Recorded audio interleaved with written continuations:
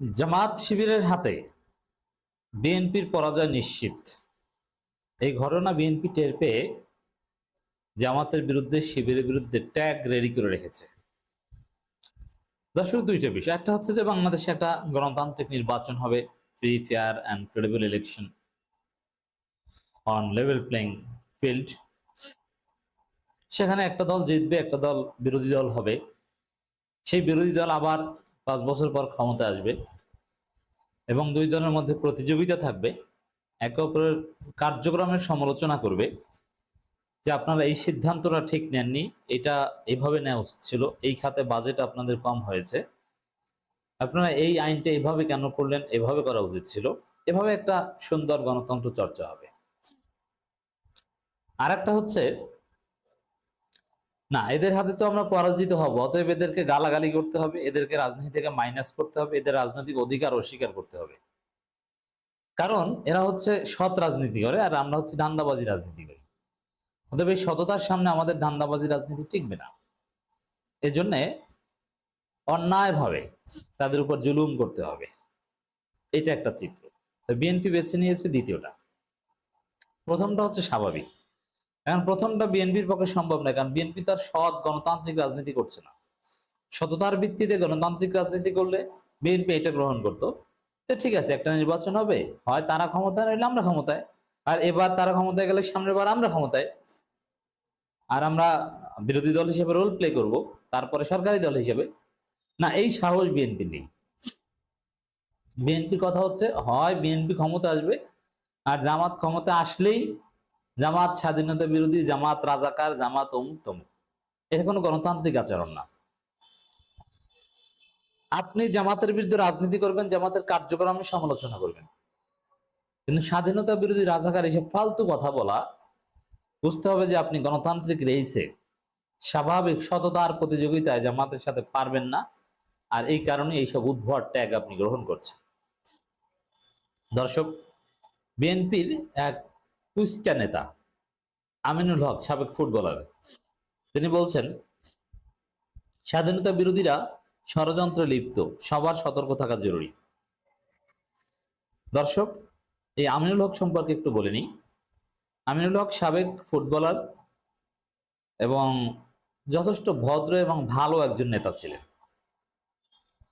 কিন্তু একজন ভালো এবং ভদ্র মানুষ কিভাবে মজলুম থেকে জালেম হতে পারে, মজলুম থেকে মুক্তি পেয়ে স্বাভাবিক অবস্থা আসলে কিভাবে তার অধঃপতন হয়, তার প্রমাণ এই আমিনুল হক এবং ইঞ্জিনিয়ার ইশরাক।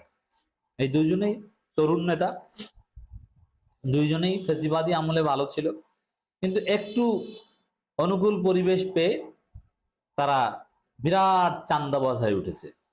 এই যে ইঞ্জিনিয়ার ইশরাক কিন্তু বড় মাপের চাঁদাবাজ। ইশরাক যেসব লোক পালে, বাংলাদেশের শীর্ষস্থানীয় চাঁদাবাজ, যেমন রবিউল ইসলাম নয়নকে ইশরাক পালে। এই নয়ন হচ্ছে বাংলাদেশের ওয়ান অফ দি টপ চাঁদাবাজ। আপনি অবাক হবেন, এই আমিনুল হকের মতো লোক, যিনি একসময় জাতীয়তাবাদ এবং ইসলামী মূল্যবোধের কথা বলতেন, জিয়াউর রহমানের আদর্শের রাজনীতি করতেন একসময়, সেই আমিনুল হক এখন চাঁদাবাজি করেন। ঢাকা উত্তর সিটি কর্পোরেশনের একটা বিরাট অংশের চাঁদাবাজি পুরোপুরি আমিনুল হক নিজে নিয়ন্ত্রণ করেন। তার বিরুদ্ধে চাঁদাবাজির কেস আমি নিজে দেখেছি। আওয়ামী লীগ এমপির একদম ক্যাশিয়ার, সে এখন আমিনুল হকের ক্যাশিয়ার। মিরপুরের একটা অংশের চাঁদাবাজির দেখভাল করার দায়িত্ব নেয়। বিভিন্ন ডেভেলপার কোম্পানি আওয়ামী লীগের, তারা আওয়ামী লীগের পাওয়ার ব্যবহার করে সাধারণ মানুষের জায়গা জমি ঠকিয়ে খেত, দখল করত। এখন সেই জমির মালিকরা ভেবেছিল যে এখন তো আওয়ামী লীগ পালিয়েছে, এবার আমরা ন্যায্য অধিকার পাবো।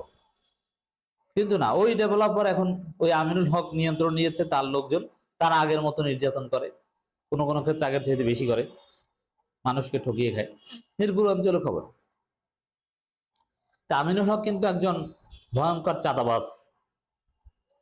এই কুইস্কা বাটপার বলছে স্বাধীনতা বিরোধীরা ষড়যন্ত্রে লিপ্ত, সবার সতর্ক থাকা জরুরি। স্বাধীনতা বিরোধীরা আবার কারা? বাংলাদেশে কোনো স্বাধীনতা বিরোধী আছে? নেই, কোনো স্বাধীনতা বিরোধী নেই। আমি চ্যালেঞ্জ দিয়ে বলছি, বুকে হাত দিয়ে বলতে পারি, কোরআনের উপর হাত দিয়ে, কোরআন মাথায় নিয়ে বলতে পারি, বাংলাদেশে একজন স্বাধীনতা বিরোধী নাই। তাহলে এই কথা যে বিএনপির লোকজন বলছে স্বাধীনতা বিরোধী, এটা এটা ভারতের শিখিয়ে দেয়া বলি। যখন জামাতের সাথে আপনি গণতান্ত্রিক রেইসে পাচ্ছেন না, গণতান্ত্রিক যে সমালোচনার পদ্ধতি, সেই জায়গাগুলোতে যখন আপনি হেরে যাচ্ছেন, আপনি যখন নিশ্চিত যে না কোনো দিক থেকে তো জামাতের সাথে পারবো না, মেধায় পারবো না, মননে পারবো না, যোগ্যতায় পারবো না, এমনকি মারামারিতেও পারবো না, তাহলে কি বলা যায়? ওই একটাই বলা যায়, ভারত শিখিয়ে দিয়েছে, ওদের আব্বা শিখিয়ে দিয়েছে স্বাধীনতা বিরোধী। অথচ আজকে যারা জামায়াত ইসলামী রাজনীতি করে তারা কারা? তাদের জন্ম ৭১-এর পর, তাদেরকে বলে স্বাধীনতা বিরোধী। আর যাদের জন্ম ৭১-এর আগে বা ৭১-এর স্বাধীনতা বিরোধিতা করেছিল, তারাও কেউ ৭১-এর ১৬ ডিসেম্বরের পর স্বাধীনতা বিরোধী না। অথচ মানে বিএনপির বিরুদ্ধে যারা বলবে তাদের মধ্যে তো বিভিন্ন গোষ্ঠী আছে। এখন জামাত বাদে অন্য কোনো গোষ্ঠী কার্যকর না। যেমন আওয়ামী লীগ চাইতো সংসদে তাদের সমালোচনা হোক, বিভিন্ন জায়গায় তাদের গালাগালি হোক, এর মাধ্যমে তারা দেখাতো এই যে দেখেন আমাদের কত সুন্দর গালাগালি করে, যা ইচ্ছা তা বলা যায়। যেমন আওয়ামী লীগ আমলে চরমোনাই একদম ল্যাংটা করে দিত শেখ হাসিনাকে, কিন্তু চরমোনাইকে কিচ্ছু বলতো না।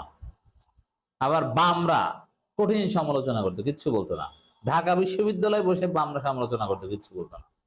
আরো বিভিন্ন জায়গায় ছোট ছোট কিছু দল প্রচুর সমালোচনা করতো, কিচ্ছু বলতো না, কারণ ওইগুলোই চাইতো। আবার সংসদে রুমিন ফারহানারে সমালোচনা করতো, কিচ্ছু বলতো না। কিন্তু মাঠে বিএনপি জামাত ইঙ্গিতে কিছু বললেও এদেরকে জেলে দিত, গুম করত। এইভাবে বিএনপির বিরুদ্ধে আরো অনেকে বলবে, এতে বিএনপি কিছু আসে যায় না, বরং বিএনপি এটা চায়। কিন্তু জামাত কিছু বললেই স্বাধীনতা বিরোধী, কারণ জামাতের হাতে বিএনপির পতন হবে, বিএনপির পরাজয় হবে, নির্বাচনে জামাতের কাছে পরাজিত হবে। ডাকসু সহ বিভিন্ন ছাত্র সংসদ নির্বাচনে শিবির হাতে ছাত্রদল পরাজিত হবে। মেধা যোগ্যতা সব গণতান্ত্রিক কম্পিটিশনে শিবিরের কাছে পরাজিত হবে ওরা। এই জন্যে কোনো স্বাভাবিক উপায় না পেয়ে এখন ট্যাগ রেডি করেছে যে স্বাধীনতা বিরোধী। এর ফলাফল হিসেবে আমি যেটা বলতে চাই, এই স্বাধীনতা বিরোধী রাজাকার এই সব উল্টা ট্যাগ দিয়ে জামাতকে যদি আওয়ামী লীগ রাজনৈতিকভাবে মোকাবেলা করতো, তাহলে আওয়ামী লীগ এভাবে পালাতে হতো না, তারা একটা ফেয়ার ইলেকশন দিলেই হতো। কিন্তু না, তারা সেদিকে যায়নি। তারা স্বাধীনতা বিরোধী রাজাকার, বাচ্চারা কি রাজাকার, রাজাকারের নাতিপুতি। ওই স্বাধীনতা বিরোধী রাজাকার এই ট্যাগ দিয়ে হাসিনা পালিয়েছে, আওয়ামী লীগ পালিয়েছে, আর বাংলাদেশের রাজনীতি ফিরতে পারবে না। বাংলাদেশের সংবিধানে আওয়ামী লীগকে সন্ত্রাসী হিসেবে লেখা হচ্ছে। অতএব বিএনপির পরিণতি ওইটাই হবে। বিএনপি যদি স্বাভাবিক গণতান্ত্রিক রেজ বাদ দিয়ে এই আমিনুল হক সহ এরা যেটা বলছে যে বিএনপির বিরোধিতা করলেই স্বাধীনতা বিরোধী ট্যাগ দাও, স্বাধীনতা বিরোধী ষড়যন্ত্র।